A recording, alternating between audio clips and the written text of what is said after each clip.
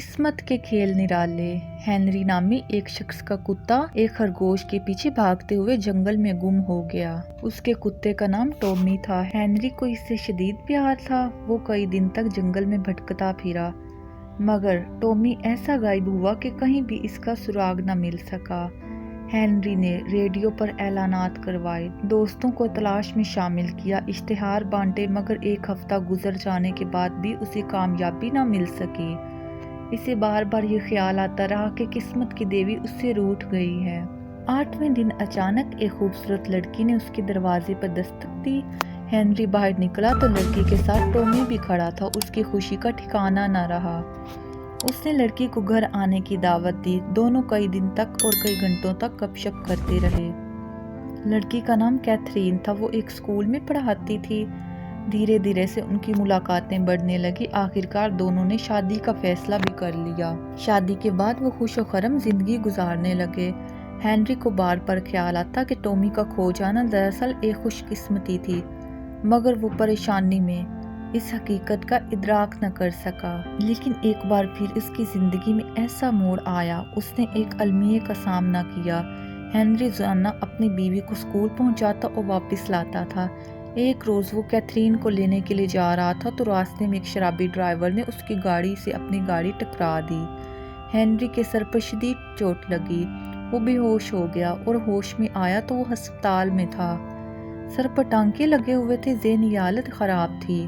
ڈاکٹروں نے بتایا کہ اس کا سی ٹی اسکین کروایا جائے گا تاکہ معلوم ہو سکے کہ اس حادثے نے اس کے دماغ پر کتنا نقصان پہنچایا ہے۔ ہنری نے اپنی حالت کے پیش نظر یہی نتیجہ نکالا کہ دماغ کو کوئی بڑا نقصان پہنچا ہے اور اسے آئندہ زندگی کسی مفلوج کی طرح گزارنی پڑے گی۔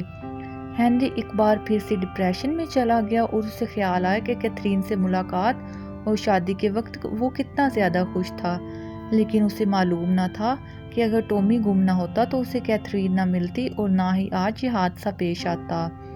جس بات کو وہ خوش قسمتی سمجھ رہا تھا وہ آخر اس کی بدقسمتی ثابت ہوئی تھی۔ کیتھرین ملنے آئی تو اس نے سیدھے منہ بات بھی نہ کی اور اگلے دن سی ٹی اسکین ہوا۔ شام کے وقت ڈاکٹر اس کے پاس آیا اور کہا، آپ کے لیے ایک بری خبر ہے اور ایک اچھی خبر بھی ہے۔ ڈپریشن کا شکار ہنری مزید پریشان ہو گیا۔ اس نے پہلے بری خبر سنانے کو کہا۔ ڈاکٹر نے انکشاف کیا کہ سی ٹی اسکین کرتے وقت اس کے دماغ میں رسولی پائی گئی ہے۔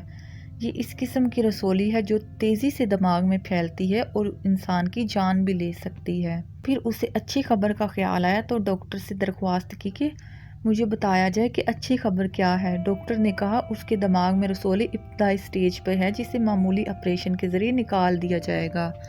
اگر حادثہ پیش نہ آتا اور نہ سی ٹی اسکین ہوتا تو اس رسولی کا اس وقت پتہ چلتا جب وہ پورے دماغ پر قابض ہو چکی ہوتی۔ اس کا علاج ناممکن ہو چکا ہوتا۔ ڈاکٹر نے کہا کہ یہ حادثہ آپ کے لیے باعث خیر ثابت ہوا ہے۔ ہماری زندگی کا تجربہ اور مشاہدہ اس کہانی کی تصدیق کرتا ہے کہ ہمیں کئی بار ایسی جاب سے ہاتھ دھونا پڑتا ہے جس میں ہم بری طرح سے پھنستے ہیں۔ ایک دم سے زندگی میں پریشانی آ جاتی ہے، کئی ماہ جدوجہد میں گزر جاتے ہیں، مگر پھر کبھی اس سے بہتر جاب بھی مل جاتی ہے یا پھر بہت اچھا کاروبار بھی شروع ہو جاتا ہے۔ جاب سے نکالے جانے کی بدقسمتی آخری تجزیے میں ایک خوش قسمتی ثابت ہوتی ہے۔ اس طرح کئی بار کاروبار میں خسارہ ہو جاتا ہے، ہم پریشان ہو جاتے ہیں، خدا سے شکوے تک کر بیٹھتے ہیں اور اپنی بدقسمتی کا رونا رونے لگتے ہیں، مگر بعد میں اس سے بہتر کاروبار نصیب ہوتا ہے جس میں خطرہ کم اور فائدہ زیادہ ہوتا ہے۔